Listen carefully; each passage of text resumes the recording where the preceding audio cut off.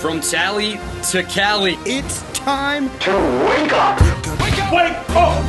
Warchant.com is your ultimate Seminole sports source. And this is Wake Up Warchant, presented by Vitamin Energy. The vitamins. The energy. Now here's Warchant.com's Aslan Hajavandi and Corey Clark. Wake up! It's Wake Up Warchant presented by Vitamin Energy. Coming up on today's show, green flag alert. What will be the telltale signs of an FSU resurgence during spring football? Does coaching acumen mean more or less in the free agency era? And we're generating discussion sparked by Cummins. Wake Up Warchant presented by Vitamin Energy, vitaminenergy.com, the world's first and only clinically proven energy shot. Corey, up to 190 over here now, big dog. Okay. Yeah. Are we happy with that? Yeah. Okay, man. Yeah. Nice. Creatine helps, but so does the Workout Plus. I've been doing some stuff in the gym, man, just hitting some, I don't want to say PRs, but just, all right, this is what it feels like to not be weak anymore. I have some added strength in my arsenal and such. Put 205 on the bar the other day, 3 reps. Let's go. Felt good. I mean, what were we talking about last year? I got buried on like 155 or something? Yeah. Try it, everybody. VitaminEnergy.com. Sip the juice. Again, I'm only taking a half of a shot. Imagine if I took the whole thing. Maybe when You'd I really benching 405. Seriously, maybe when I want to actually go and break and set PRs. And one of these days, I'm going to try and go for a 48-inch box jump.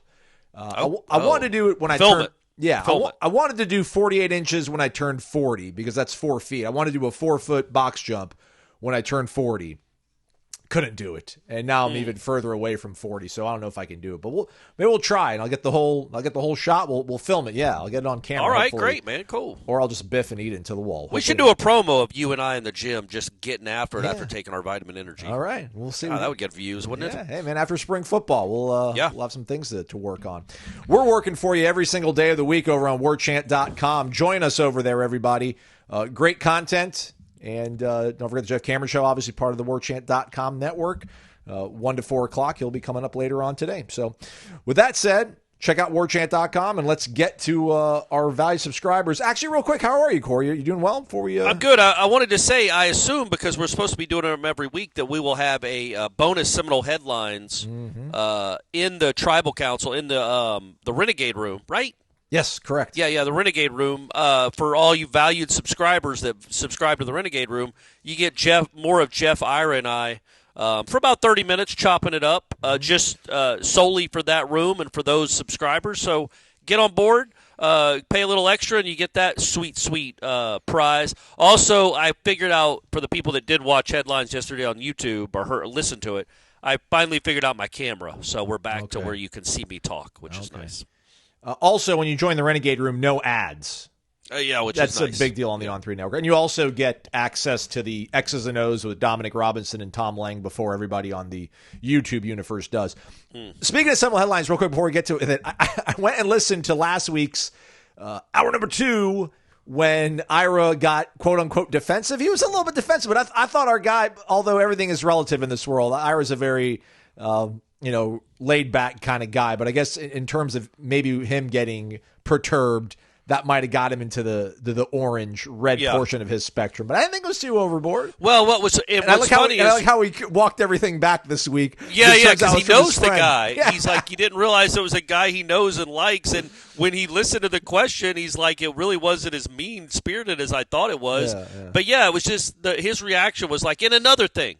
In another thing. It was like one of those things. Like, I'm not done yet. I'm still mad about that poor. And he brought up everything that I think his name was Judson brought up. But, that was the whole thing was especially the Ira realizing that the guy that he was mad at wasn't trying to take a shot at all, was asking a legitimate question about when you get things wrong, does it make you question giving opinions moving forward, that kind of thing.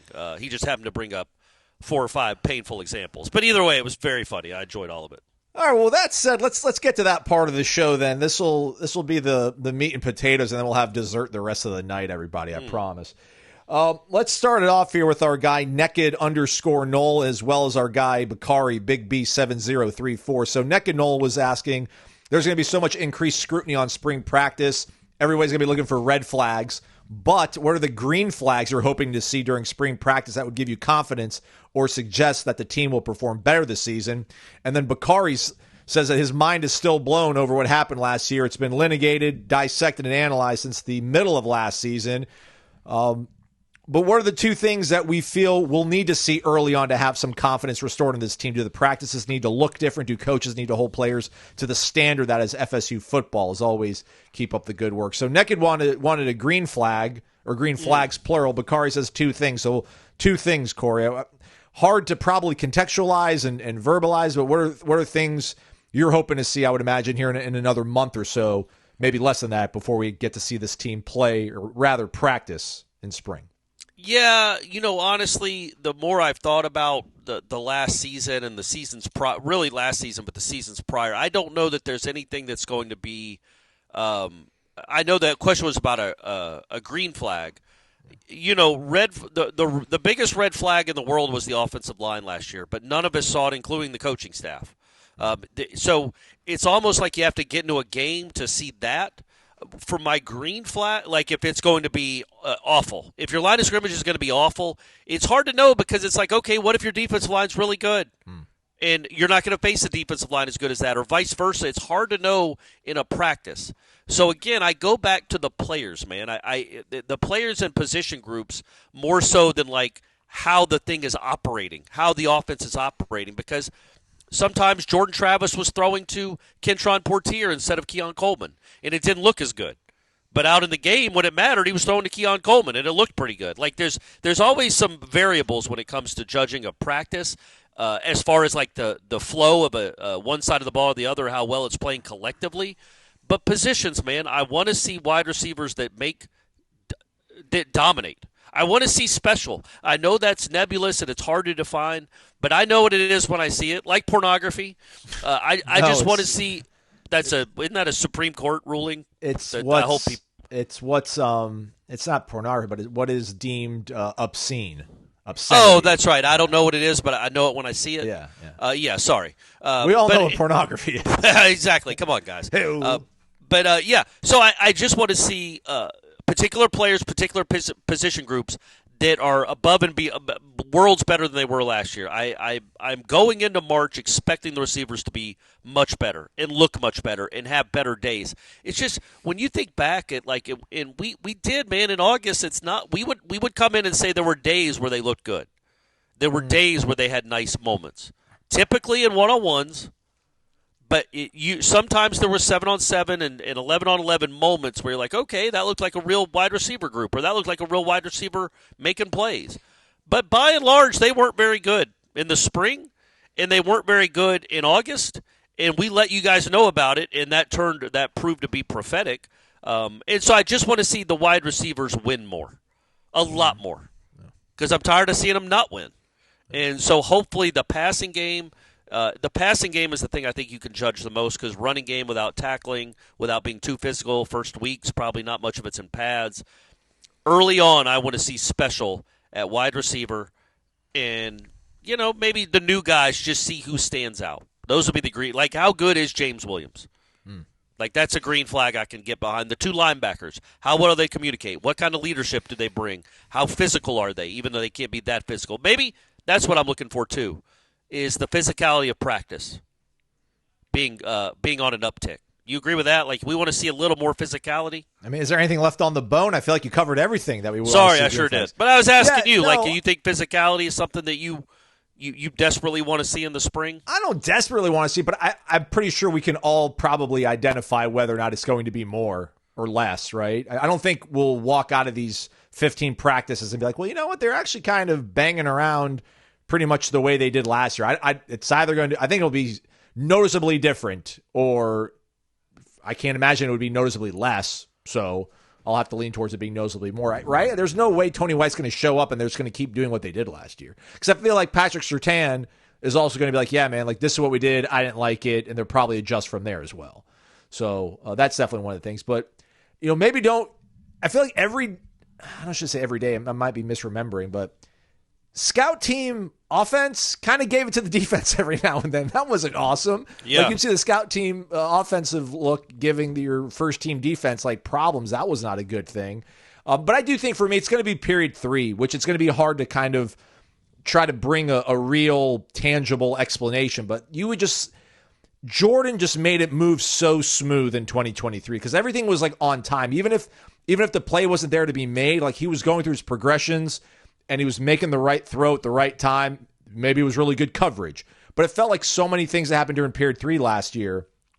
It was jailbreaks, guys getting to DJ either having time and guys not getting open, DJ not knowing where to go with the ball because there's a little bit of pressure, there's a little bit of opportunity to throw the ball down the field, and he couldn't figure out what he wanted to do fast enough. But I don't, how fair is that to expect Castellanos to look really sharp in spring? So that might be like a fall camp kind of observation where period 3 needs to look like a very good team because that's the closest thing. That's like the most. That's all. I think that's more August though, right? Yeah. Yeah, as you pointed out, because that's as you get closer to the Alabama game, that's what you're looking to see. Not so much. I mean, we can't expect them to look great, right? Offensively, like as a unit, when literally none of them have played together before. Like you think of the starting 11 they're going to have, who has played with each other? Right. But they've played so much 11 football. new guys. They played so much football, and they've been chosen particularly to be here, and they've been in. Oh, I get it, but you're learning a new offense. You're installing a new offense with a brand new coaching staff and literally 11 starters who have never played a down of football together. There's going to take a little, feeling out process, and It would be wonderful, but it would be very, very surprising if there's a lot of cohesion that first week. I mean, you got to get. You Castellano. I know they've thrown to themselves, but yeah, there's gonna be a learning curve, and there's gonna be some lumps that they take through the first week or 2 weeks as they learn to play with each other. Keeping in this vein of discussion, WAC 169. When you guys go to spring practice, fall practice, how are you going to relay information if you see something really good? Everybody on the beat, and I mean everybody, got fooled last year by what they saw and passed along that information to us fans who got a way too high expectation for the team. How are you going to report something positive but temper expectations? Also hope that if you see something that is bad, I hope that it is brought up in some way. Yeah, I mean, again, I can only speak for this show. I think we're pretty level-headed about that stuff. Like, I qualify pretty much every sentence out of my mouth. So I would think that I would say, look, it's just practice. Or look, it's, he was going up against the scout team, or look, blah, blah. I would qualify it a lot, as I do just in life. But, I'm not going to hesitate saying this guy looks awesome, or this guy does not look great. He has not looked great yet. I mean, I've said that some last year, too, certainly about the receivers. I would think, and the running backs is another thing I'd like to see. Again, somebody emerged, like one guy emerged, yes, right? And the problem is we won't who we think will probably be the most talented guy in the backfield will not be here. He's still in high school. Yeah. So we don't get to see him in the spring. So it's going to be Roy Dell Williams and Keziah Holmes and not Jalen Lucas because I assume Davis. he's not healthy. Cam Davis, Mekhi Danzy. I assume I'm going to be impressed by Mekhi Danzy. Sam Singleton. Don't know this matter. Yeah, sorry, Sam Singleton. So there's 5 guys. None have really been all that impressive in their college careers, albeit some of them have not had many at-bats at all. Hopefully I'll see something out of those guys. But I fully expect the most talented guy is probably a guy that's not on campus yet. So the best runner, the most accomplished runner they have in the backfield is the quarterback. Hopefully there'll be some signs with the running backs that we like. But then it goes into – we saw signs last year and it didn't matter. Because maybe it was because they weren't going up against Darrell Jackson and Josh Farmer and they were able to open up holes. Or maybe the linebackers, as we saw repeatedly all season, didn't know where they were supposed to be and didn't fill gaps like they were supposed to fill them. So that opened up holes. Like they took advantage of a bad front seven, which Florida State had a good portion of the time all season long last year. So that's why it's hard to judge practice, right? Yeah. Like the effectiveness of one side or the other. So, but I'm not going to hesitate if Deuce Robinson goes and makes a great play or has 7 catches for 150 yards in a practice. We'll tell you about it. I promise. Yeah, I'm not too hesitant to talk about anything that looks either. Or good if one bad. of the if one of the transfer offensive linemen gets abused. Yeah. Repeatedly in a day. We'll tell you about that. We won't make fun of the kid. Right. I shouldn't say kid. They're all as old as we are. But we would say, look, he had a rough day. He didn't look good. We don't really hesitate doing that much, I don't think. And the only thing that has me like mildly shook is that, people talk about the things that we got wrong, but, going into 2023, we thought this team was going to compete for a national championship. And, I went on an LSU podcast and I pretty much laughed at the LSU host whenever he asked me a question about, is this going to give Florida State a problem? What about this? And I'm like, no, man, I don't think you guys are as good as Florida State. Yeah. But I saw, we saw what was happening in 2022. We saw the way they were practicing in the preseason in 2023, and it was easy to kind of connect all those dots. Well, they looked pretty good last year. So, part of me thinks the same. The guy that gave you the information in 2023, me, was the same guy that gave you the bad information in 2024. And I saw and I felt good things, but I never said that it was going to be national championship or bust. I was like, I'll probably make it to the playoff. They'll probably compete for this conference championship. But so much of it for me was just trusting Mike Norvell and the staff, right? Because they brought this thing out of the abyss, but then they've taken it back out of the top of the penthouse and brought it back into the outhouse. So I don't know. For me, it's going to be, I guess, kind of feeling out what Tony White and Gus kind of look like and feel like at practice, and then determining how much credence and stock I'm going to put into their presence alone lifting this team, because I'm sure there's going to be a lot of good things I'm going to see. And there's also going to be some things I'm like, well, I don't know. It doesn't look too sharp, but there was things that didn't look all that sharp all the time in 2023. But again, it was it's football practice. Norvell's got it handled. That's how it works. There's times the Florida State baseball team doesn't look good. There's times Jamie Arnold hangs a curveball. Like that stuff happens every day in competition. So there will be times where they don't look sharp. There'll be times where they look great. It's what the reality is. What their level is. Water finds its level. We'll see. It'll be hard in the first week to have any clue how good this team could be. So much of it is about the O-line and the quarterback. If you have a dynamic quarterback, your offense is going to move the ball and you're going to score points. So hopefully you got one. Hey, you mentioned baseball and softball. We got a question about baseball and softball. Let's get to it. It comes from our guy S Quinn 67. Florida State was just one call away from beating Tennessee last year and taking momentum. Link seems to have the guys ready to go. What are the odds of another 40-win season on the diamond? Softball Noles took one on the chin, but they came back to crush Oklahoma State. I think this team learned a lot in the first weekend. What do you think the odds are of them making it to Oklahoma City this year? Go Noles, S Quinn 67, class of 93. There you go. That's a good class. I would say, look, the odds of both being good, like really good, are high. They are low. I don't know. How do you phrase that? I think they're both good. I think the softball team, like I said the other day, the fact that they gave up 9 in that first game was not great. Ashton Danley did not look good. She was the superstar freshman from last year that had her struggles. She came back the rest of the tournament and pitched pretty well. Every other pitcher, maybe Mimi Gooden didn't, but all the other pitchers, the freshmen, Jazzy and McKenna Reed, they pitched well, and that's what they're going to need. They're going to score, and they're going to be able to field because Lonnie's teams are always good defensively. If they can pitch, like they were 9th in the ACC last year in ERA, that needs to be first or second. Because if you have a good ERA with that offense, you should be in Oklahoma City, or at least give yourself a real good chance. You should be a top 8 national seed, right there playing for a chance to host the Super Regionals. That's where Florida State should be, and if they can pitch, that's where they will be because the offense is so good. Baseball-wise, man, I like Link Jarrett a lot. I believe in him a lot. Obviously, you have one of the best Friday night pitchers in the country, maybe the best. You lost so much offensively. Mm-hmm. We can't. We did this last year with football. You can't just assume you lose all these guys and there's a chance you're going to replicate it with new guys. They might end up being awesome, but you lost Dingus, Ferrer, and then 2 first-round picks. And Cantu. Yeah. And then you lost Cam Smith and James Tibbs. Man, those are enormous bats to replace. I don't know how many home runs that is and RBIs that is, but it's about all of it. And so you got Max Williams coming back. You got Farrow and Lodi's coming back. Other than that, you got a lot of people that haven't proven much at this level, and there are going to be some ups and downs. And so I'm not convinced the offense will be anything close to what it was last year. The pitching will probably be better because it'll be healthier.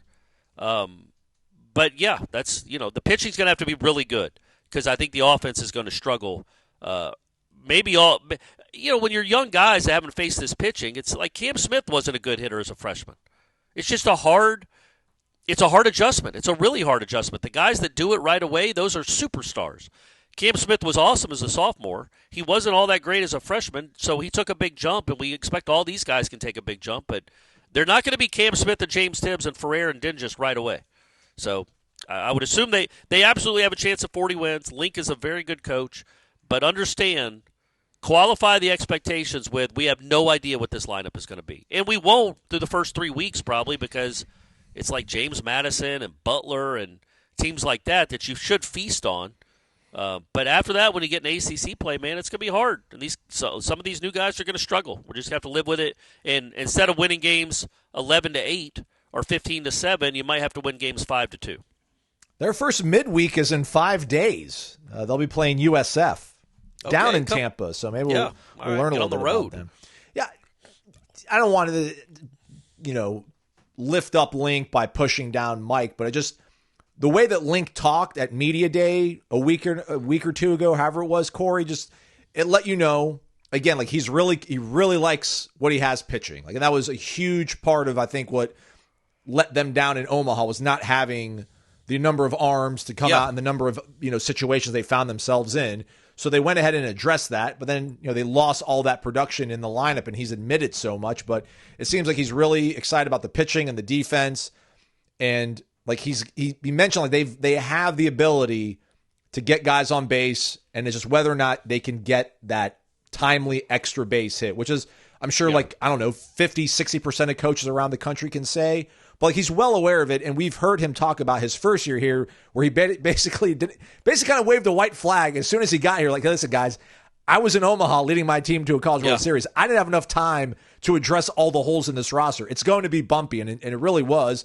And then he said a lot of good things about the team going to last season, and they were really awesome. So he's kind of striking a middle balance between the two. So 40 wins probably within that parameter. So that'd be great. I mean, that'd be a great accomplishment. 40 wins is really tough now to get in college baseball, especially in one of these power conferences. So I'm not saying it won't happen. I'm expecting it to happen because, again, I believe in Link Jarrett, and I believe in his vision and his evaluation ability. But, again, you got Jamie Arnold, and then your two other weekend guys, your starters, are guys that have never pitched here.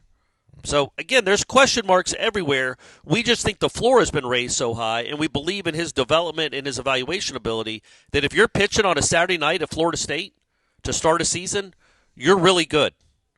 And that's what that's the theory we're going with. And I assume they are very good, all these guys. Moving along. Lots of questions today, Corey, about, the things that we grew up wanting to talk about when we became world famous podcasters, like NIL and transfer portal and all that sort of stuff. Our guy, Preston Parker, Corey Nazon, if you had to make one significant play as a Seminole in a big game, what would it be? Examples, maybe a punt return for a touchdown, pick six down the sideline, strip sack, perfect pass on a poster out to win the game, etc. Preston Parker, the playmaker, asking if we can make one significant play. I like this. I think there's a lot of options for this, and we can have fun with this. So let's go ahead and let's fire up the cameras. Hi there, Corey Clark, and I'm just gonna push the button, and there we're off. We're generating discussions, Corey. You can give it a crank for fun. There we go. All right. It is generating discussion. It is sparked by Cummins. Cummins Lifestyle. Give them a follow on Instagram, everybody. See all the awesome things you can do with your life when you use Otis products. The portable power stations, the portable generators, all the awesome stuff.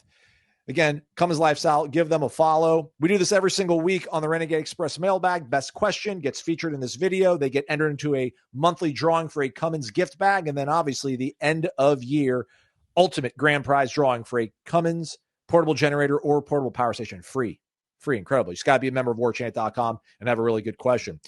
So I was thinking about this one, Corey. And like first thing that came to my mind was when I first read it was like, who would you want to be that made a big play in Seminole lore? And I'm like, KB, easily. Like, KB making that touchdown catch. But if I could put myself in someone's shoes, I'm going to kind of go off the board here. Let me be the guy that wins this team a national championship in Omaha. Let me be the guy that comes up bottom of the ninth, game 3 of the championship series on a Monday night in Omaha. We're down by 3, bases loaded, 2 outs.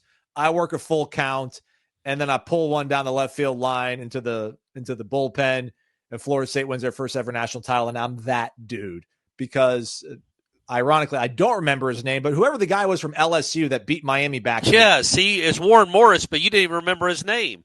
But hey, you did, though. So Yeah. 50% of the people that do the show, like that guy is still a legend in LSU, and they've done so many awesome things on in that sport and many other sports. So yeah, let me be the guy that gives Florida State its first national title, and I hit the walk-off dong. No, I get it. That's fair, and I know baseball has a soft spot in your heart, so I understand that. But look, if you're looking for like lifetime notoriety, it's got to be football. Maybe a buzzer beater in the Final Four. But I still think we know what program we're covering. We know what athletics program we're covering. So it's football. It was my guy from Villanova that beat North Carolina with the buzzer beater. Chris something? Chris Jenkins, maybe. Okay. Yeah. That'd be pretty cool, right? Like you knock down that shot, give Florida State's first ever national title. Yeah. Yes, and that was Villanova's second. They won it, but yeah, like so at Florida State, it's like, yeah, would you rather be the first to like winning a basketball national championship or a baseball national championship? That's never been done.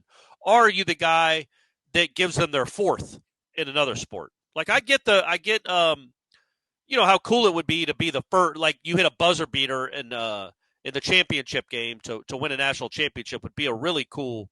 You'd be a legend. That'd be a legendary moment. You're etched in stone. I still think I'd rather be, any football player scoring a touchdown to win a game in the championship game. That's what I'd want to be. I'd want to be KB, Peter Warrick putting it away, even Bentley making the kick. Yeah, like that. Those are indelible moments that I think that's what I would prefer. And I also think, look, just for taxation on the body, Bentley's the way to go, right? Or the baseball player. But I'm talking about if you're a football. Trey Jones has been wanting and chomping at the bit for a national title. Maybe you're the guy that knocks the putt in that wins them. Yeah, you're the guy. Yeah, and those 180,000 people watching the Golf Channel go crazy. Yeah, no, that'd be cool. By the way, Luke Clanton, I'd like to be him. Yeah. I can tell you that much. So yeah, I still think it's a football player. I don't know. Maybe Kermit can live forever off that kick return. Yep. It didn't even win the game. No. They were behind 3 minutes later. But Kermit's kick return lives forever. That just tells you how important. So I think maybe that's definitely my answer is football. I just don't know how I would do it, whether it's a game-winning kick return or a pick six would be cool. A strip sack where you pick up and run it in to score.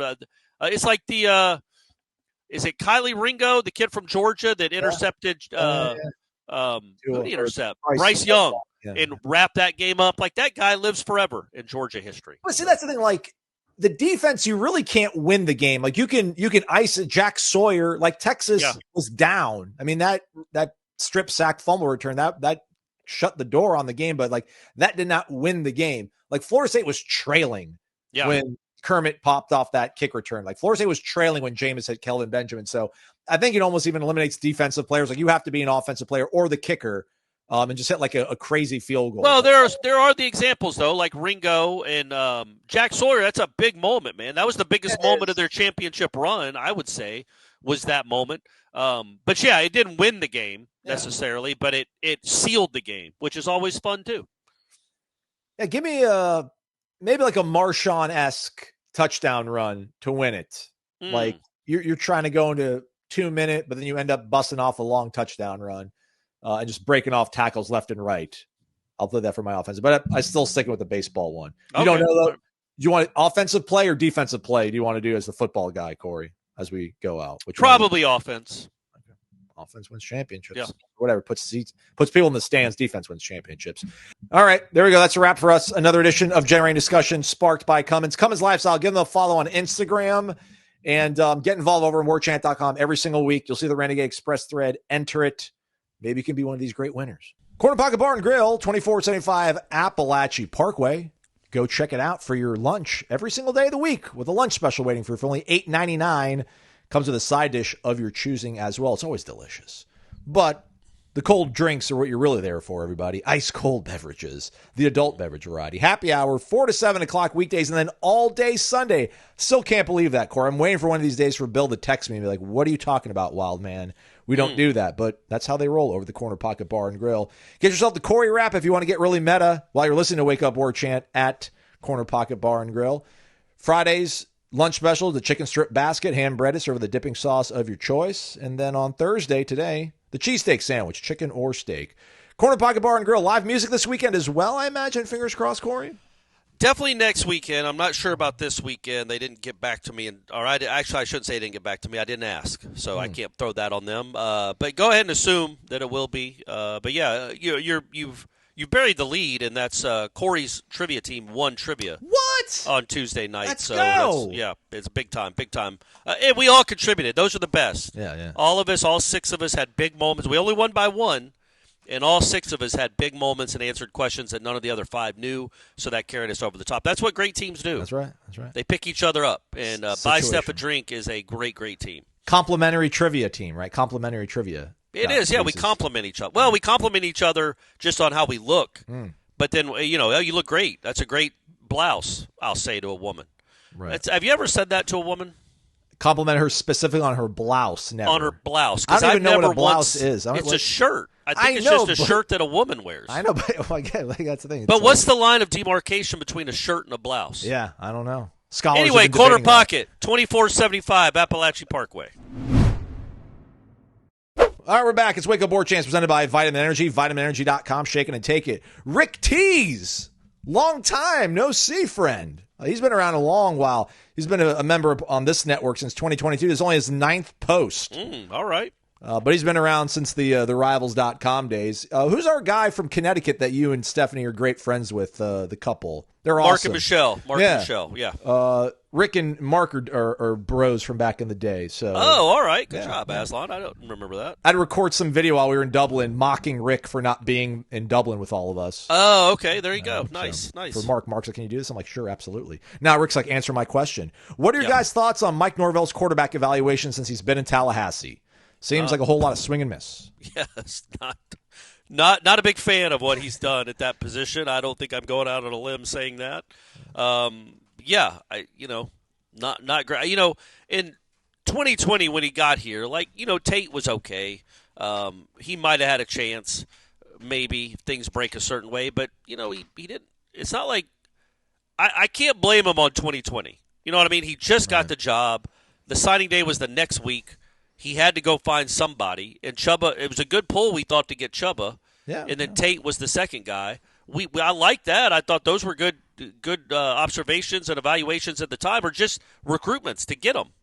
And then Jeff Sims didn't go on and do great things. That was the one thing that he got pushed back on. I was like, oh, he lost Jeff Sims. And I was like, well, Jeff Sims is now on his 4th team or whatever. So yeah, and then you bring in one-legged Mackenzie Milton. Have him lose a couple games for you. Obviously, A.J. Duffy on down the line. They have not been. Brock's very good. And Brock, the check's coming due on him soon too. I mean, yeah. I mean, look, he hasn't. And also, I would say this: let's let the days of worrying about recruiting high school quarterbacks. I get it. You want them in your system. Look around.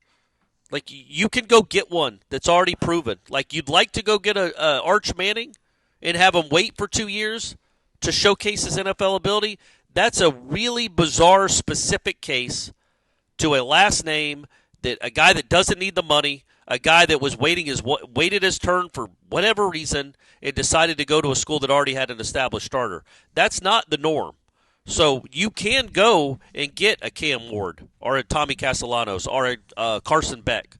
Let's go down the line. You don't have to go down. You don't have to go, and you don't have to hit home runs recruiting quarterbacks.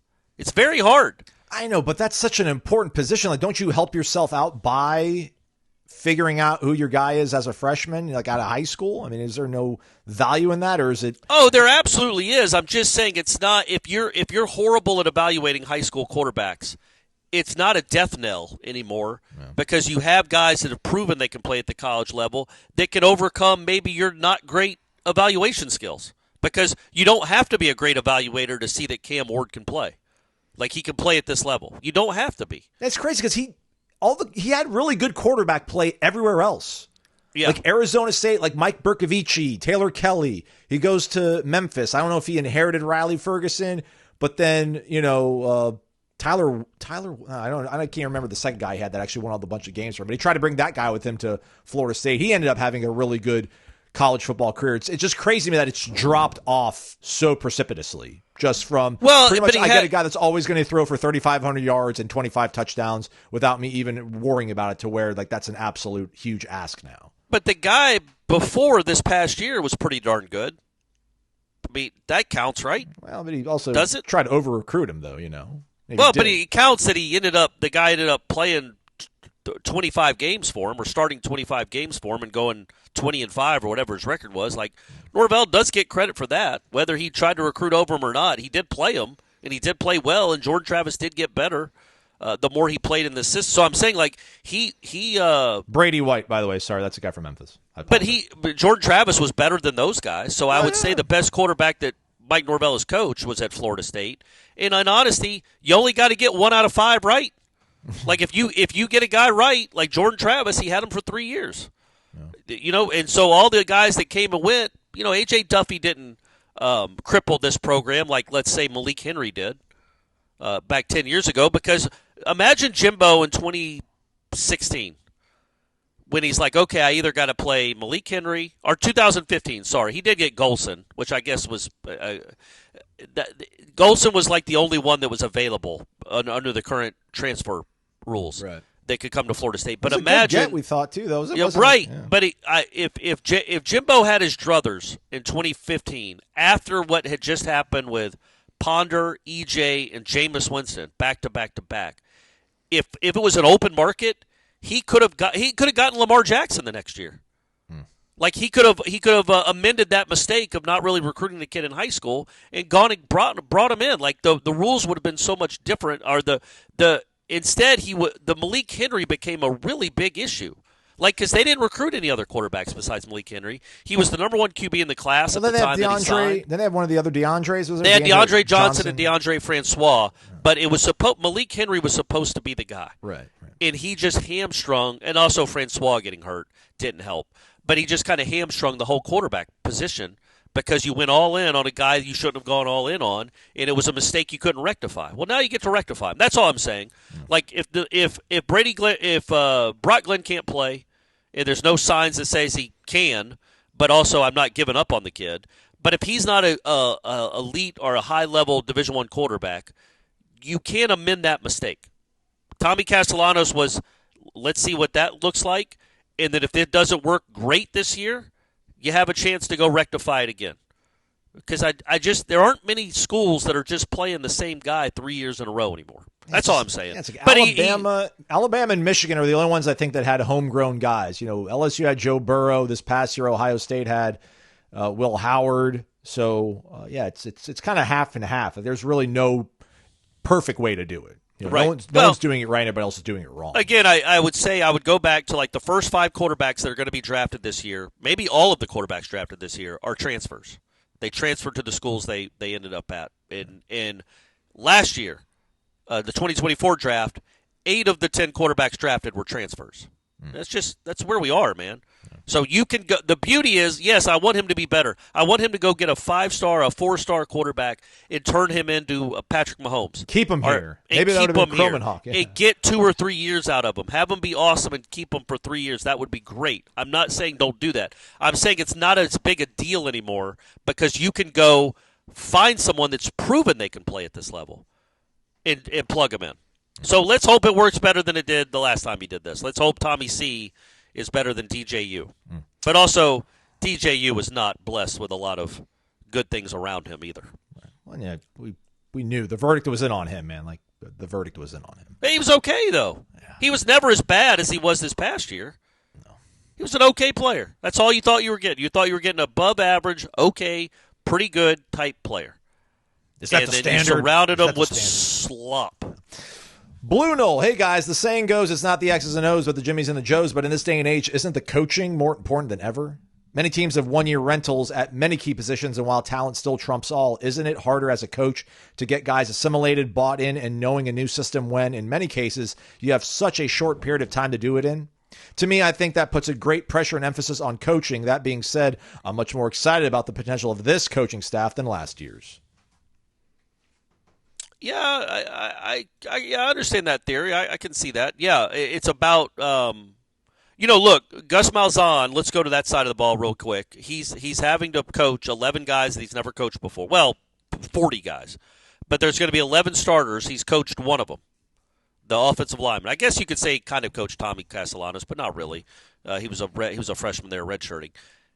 So it would be nice if he could communicate concisely and clearly and install something very quickly and get them to learn it and understand it and play hard. So, yes, with that in mind, it absolutely matters that coaching is always important. I don't know if it's more important, but it's always really important. And they were let down last year on that side of the ball. Mike Norvell, first and foremost, Atkins after that, Dugans after that. Like, they did not get good coaching.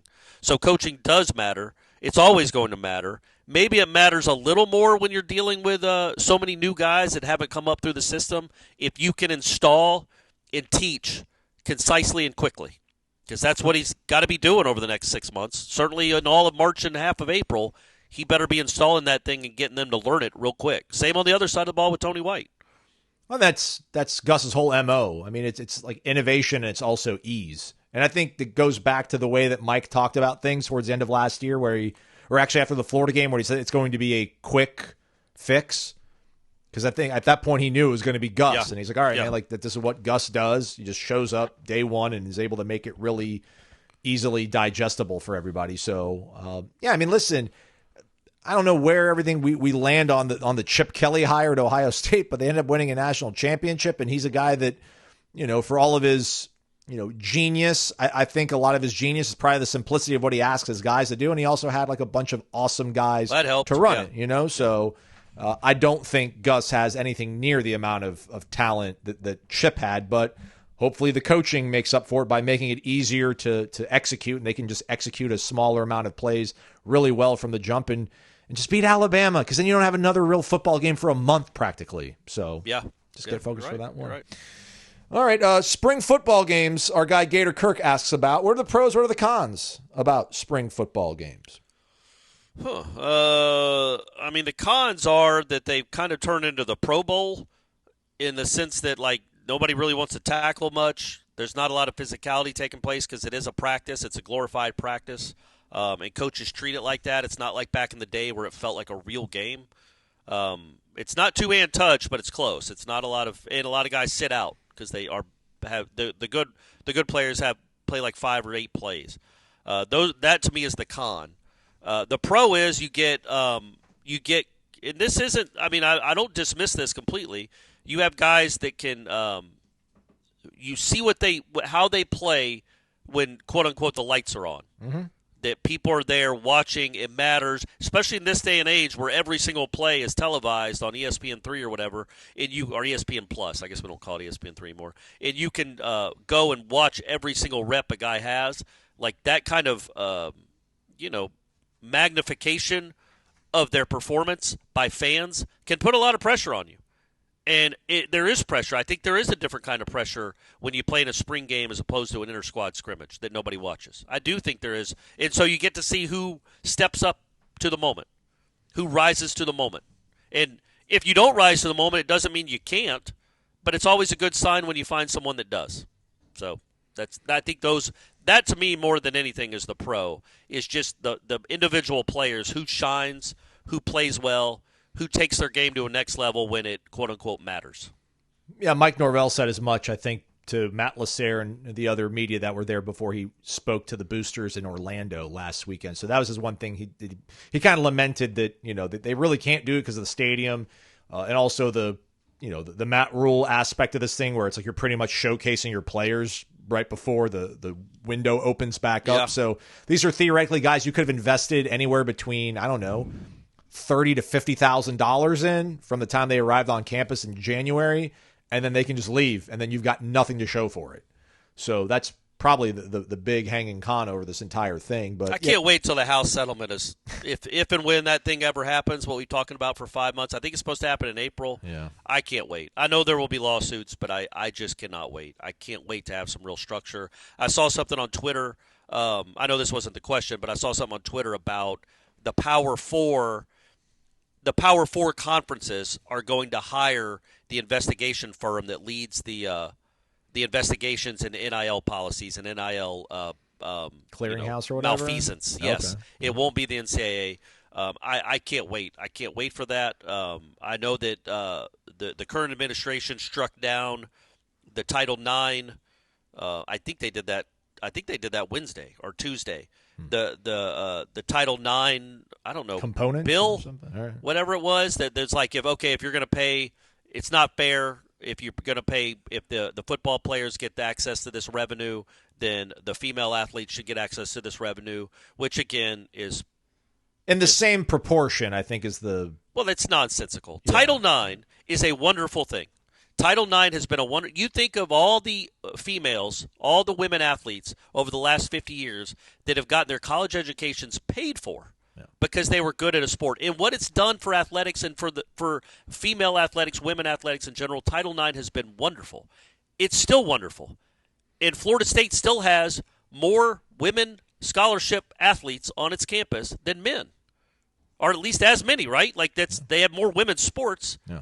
So it's still there. It's not like the women that don't get $50,000 to play tennis aren't still getting a education paid for, which is the most important thing. Football drives all the money, and you can't distribute that equally. You can distribute the scholarships equally, which is what Title IX was all about, and I'm all for it, and I hope that continues forever. It has been a wonderful part of our country, and I'm not being sarcastic. Women from all over the world, young women from all over the world come to Florida State, which is true, but especially when Krikorian was running the soccer program. But they come to the United States to get an education and compete at the varsity level. That is something that's not offered around the rest of the world. It is a United States specific thing, and it is wonderful. That's what it is, though. It's to get an education. It doesn't mean, okay, QT paid this kid $50,000, or Jordan Travis got a car commercial, so now Tanaya Latson needs a car commercial. Tanaya Latson can get her own money because she's really darn good and deserves it, but she gets it on her own. It's a capitalist society. If you're a popular athlete, male or female, you can get revenue. You can get NIL money, right? All right, that's all. Like Caitlin Clark made more money than probably any other athlete in the country last year. College athlete in the country. So, I think it's been pretty fair. I love it. I'm not complaining about it at all. I love that there's so many educations paid for, so many degrees gotten for women all over the world, especially in this country, because of Title IX. It has been a great addition to our country. It has nothing to do, in my opinion, with distributing revenue that is 95% football related. Anyway, sorry to go on a tangent there, Aslan. Bradley Moss, wake up and meaning to ask us, but why did the NCAA grant unlimited transfers, and why do they think it was a good idea turning college football into the Wild Wild West? Well, that was like a antitrust thing in terms of the Ohio State Attorney General and a whole bunch of other states got behind filing that suit because it said that it was limiting these players' opportunities to economically maximize their talent. So. Yeah, I mean, it was like a West Virginia judge too, so it wasn't like this thing went before a certain lean of this country's jurisprudence to pick this one out. So yeah, it was just basically like, yeah, man, you can't limit these guys' opportunities because any other person can transfer. Any other student, and a coach. Yeah.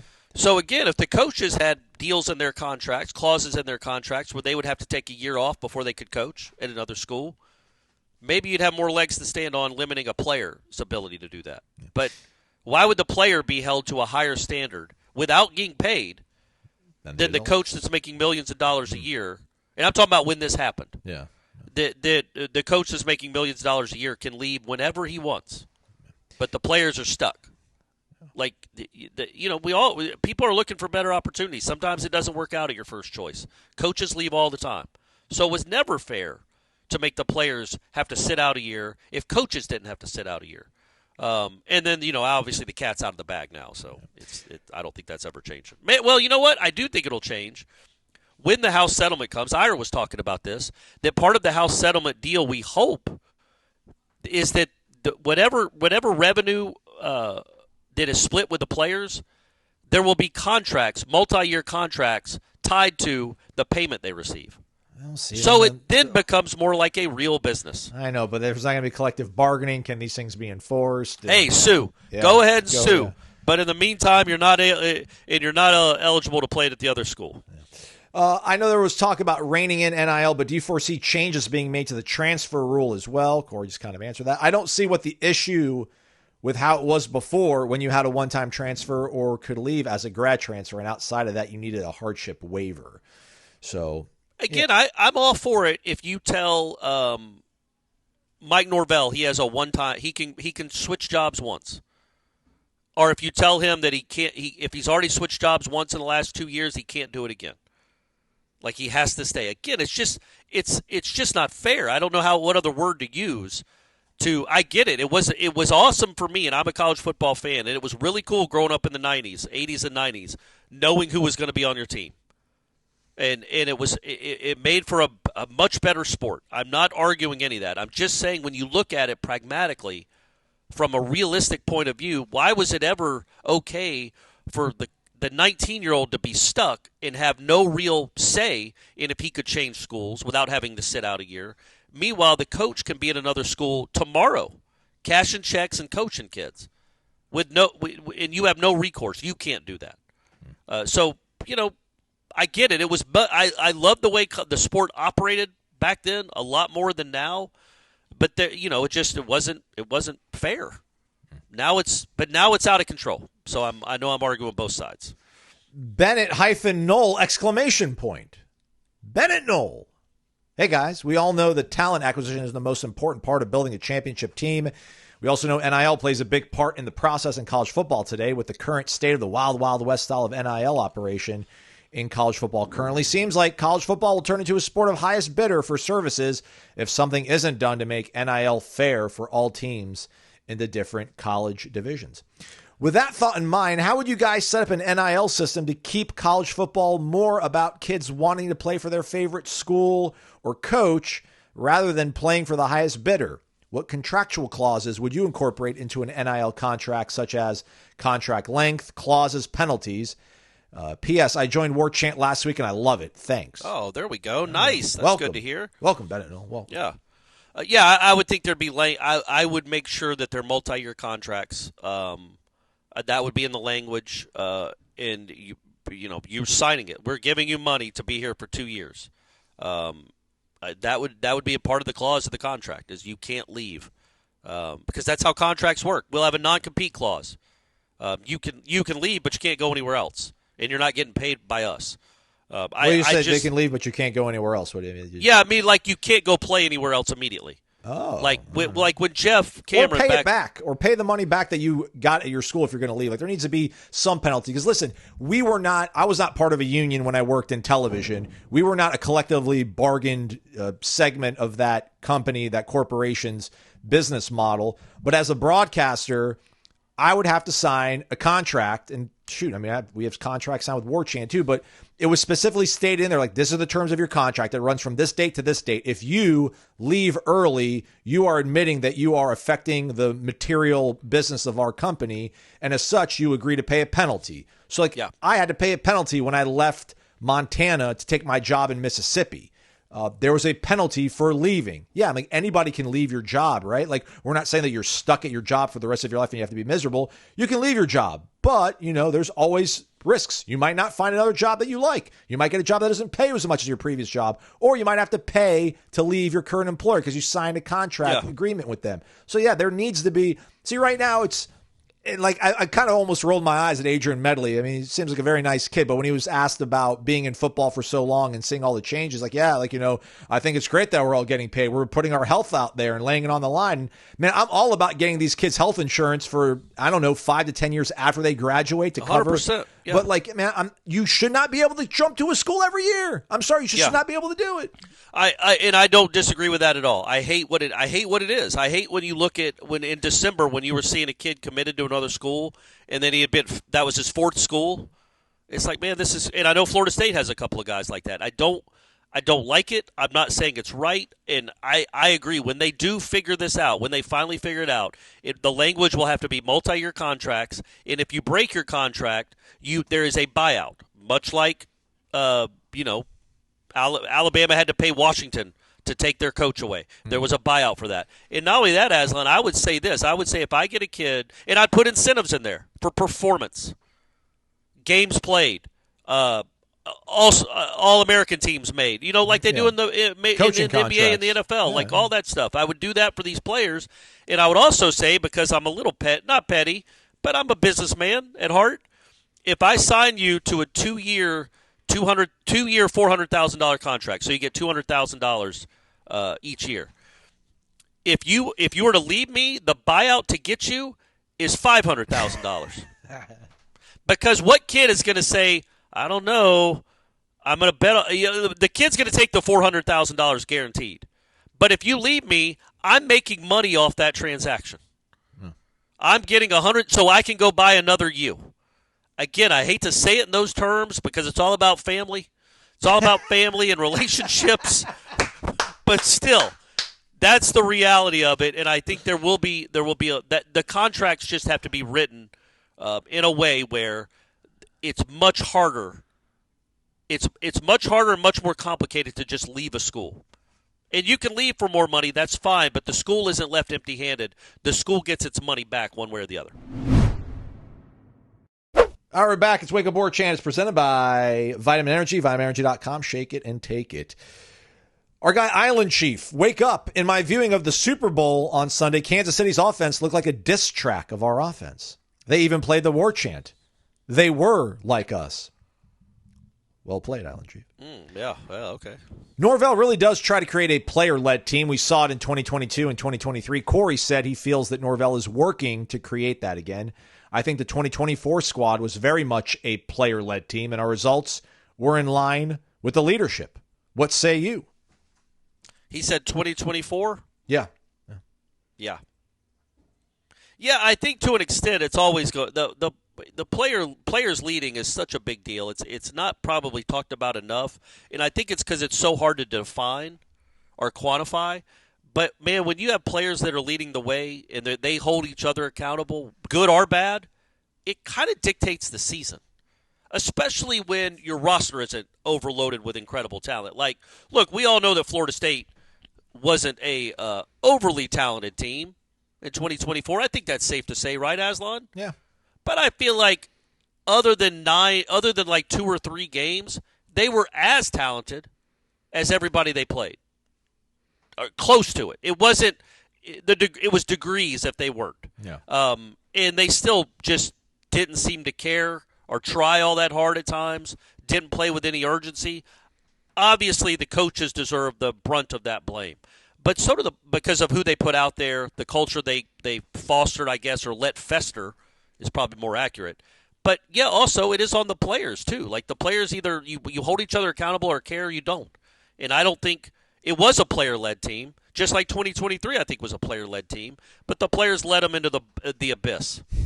And that's what happened in 2024. Hopefully, and again, it's just words, and we're in February. Even on Tuesday when we were talking to those players, somebody brought up Castellanos being a leader. I can't remember who. Maybe Medley, the offensive lineman, was talking about how Tommy Castellanos was a good leader. It could have been any of them, actually. I can't remember exactly who said it. But unsolicited, he brings up the quarterback. That's not bad, man. Right. That's a good thing. This guy does care about that element of it. And that's something they missed. They really severely missed last season was, I don't know, man, people that cared about the product. Well, they wanted to win. Everybody wants to win, but they didn't seem to care enough to tell their teammates to maybe it's because they were new. They didn't feel like it was their place. It seems like, and I'm kind of thinking mainly about the quarterback in this spot. He was a soft-spoken, very good kid, had played a lot of football. He didn't really have any connections with these players he was playing with. He wasn't holding them to a standard. In fact, the offensive line he was playing behind, they're the ones that just went 13-0 while he was kind of toiling in obscurity in Corvallis, Oregon. So he can't say to them, man, will you block for me? Mm-hmm. What's the matter with you? What is this? Like he didn't feel maybe that's not his personality anyway, but he didn't feel comfortable doing it. I just get the impression this guy does feel comfortable doing it, and will ride teammates when they're not doing well. That's a good thing, and I think he's not the only one on the team that's like that. But again, these are words in February. That's Corey Clark qualifying things, everyone. It's what I do. That's what I do. I like what I'm hearing so far about the leadership, especially on offense. Yeah, I mean, you have to have that intersection of being a leader, but also being productive and talented. Like, correct. It's hard to walk that. And like, I don't think they were devoid of leadership last year. I just don't think it was good leadership. I don't think it was guys that, were desperate every single rep to do everything they possibly could to help that team win a football game. I think there were guys that probably took some plays off here and there. Guys that, maybe didn't practice that hard, that maybe talked back to coaches, that, maybe didn't have, they couldn't walk the walk and talk the talk. Like, yeah, they were good guys and they would try to employ you to do good things, but they just couldn't make plays themselves. It wasn't for lack of trying. They just weren't talented enough. So like, you mix all that up, and I mean, this comes back to like coaching and evaluating guys so that, and when Mike was saying that, I believe I can recruit edge, you can certainly foster it. And it's on him to foster it even more, but you have to get guys like, I think Tommy's probably, I would rather be on a spectrum. Like, I'd rather be like potentially arrogant and too outspoken as quarterback than soft-spoken and way too timid and meek as a quarterback. So I'll take this part of the option, I guess. So, and we'll see how it works out. They'll just go play well. Yeah. Tommy. Last question. Our guy down in Naples, M. Adams CZ. Wake up! Well, Coach Norvell has a new message and tagline. The Edge. Sounds like a Lady Gaga song. In all seriousness, 24, probably the softest team we've ever seen take the field. Since when? Who knows? It's like they were allergic to making a hit or even attempting to dominate an opponent. Same head coach going to 2025. How does he accomplish this and field a team that takes the field and plays with that edge? How does it even look like? It's such a bizarre enigma. 23, the defense played like a pack of hungry dogs. Sure, it helped to have Verse and Fisk around. We can't expect Tony White, even though he may be very good, to field a defense that plays magically that well. So how does Mike get this team playing like that again? I interject real quickly, Corey, because our guy Grumpy BK says it's actually somewhat simple. Bench guys that aren't playing the way you demand. The issue becomes if you run out of guys after benching so many who aren't meeting the standard. Well, this is why talent evaluation and acquisition is so important. For whatever reason, the staff did not bench those underperformers or those that lacked edge. Likewise, they didn't seem to stick with hot hands. It was all very bizarre. Now it'll be easier for Norvell to hold the staff accountable because there was too many promises made to guys, and he put in the staff in a bind, possibly. So that's some of the things that he's talking about. Well, look, man, the offensive line was not physical and did not play like it cared to be physical ever. Really the last 2 years, but specifically last year, it was just an abomination. And then the defense never played physical, and it was almost like they didn't want to play for him. And I'm talking about Norvell, fine, but also the defensive coordinator. I don't know why. I don't know why they don't play like that. I don't know why I would watch all these other games on Saturdays. And even if defenses weren't good, they acted like they cared. And a lot of them, not all of them, but a lot of them acted like they cared. And, like, man, how embarrassing is it that North Carolina's defense was more physical than yours?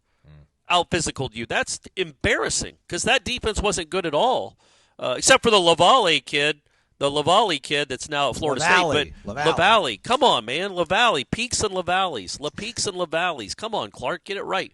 But I think more than Norvell, because Norvell's Norvell. I think that he's always going to have that edge, to use that oft-used word.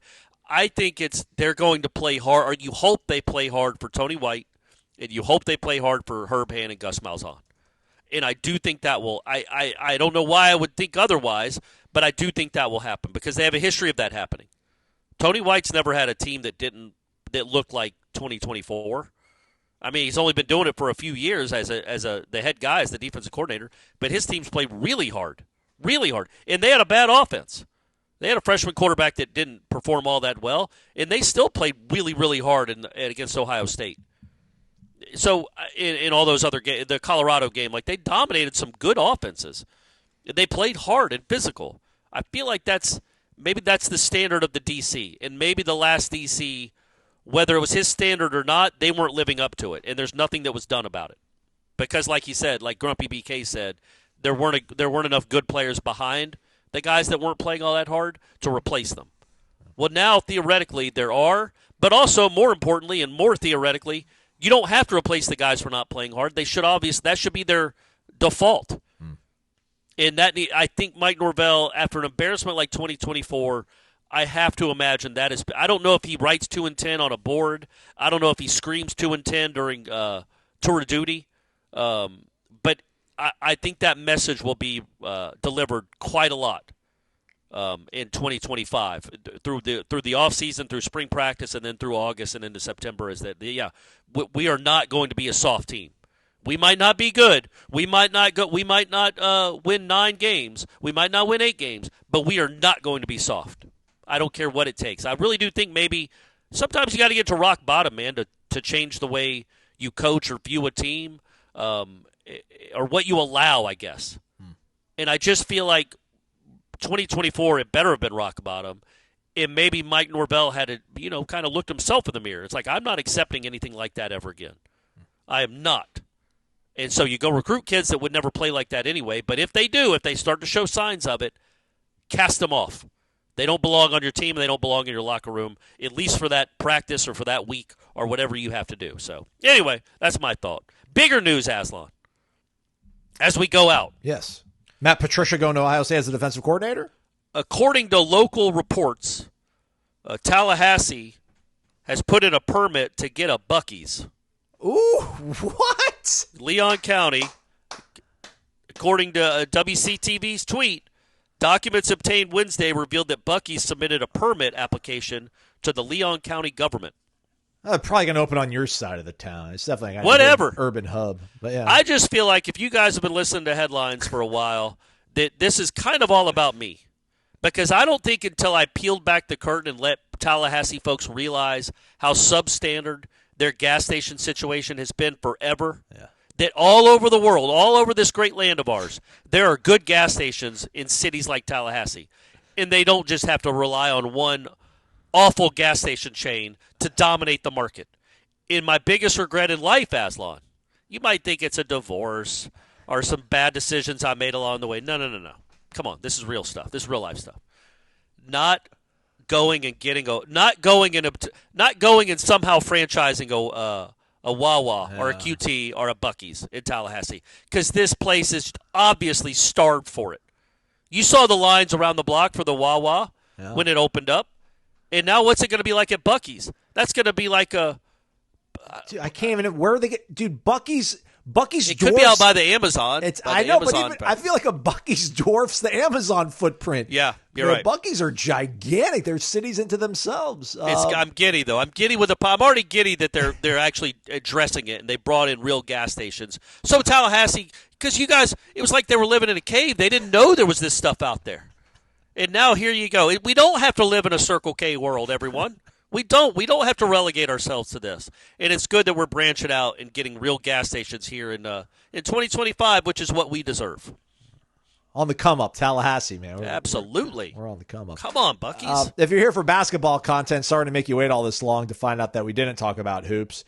Recorded things a little bit earlier on in the day. I had to get on the road. I apologize, everyone. That's fine. We got lives to live. But we're going to be talking to some football players later today or on Thursday as you're listening to this. So check out warchant.com. Check out warchant.com if you want to see what we thought about the basketball game. I'm sure there's going to be a running thread on there, and we'll have some thoughts and analysis after the game. So we've got you covered. Not just on the podcast sometimes. Jeff Cameron Show, 1 to 4 o'clock. We'll be speaking to players in the morning. I think, 10 in the morning? 10:45? Yeah, or 11? Yeah, 11, something like that. In the morning, yeah. Be connected to warchant.com and our YouTube channel for all that as well. He's Corey Mazal. Thanks for listening to Wake Up Warchant, presented by Vitamin Energy, vitaminenergy.com.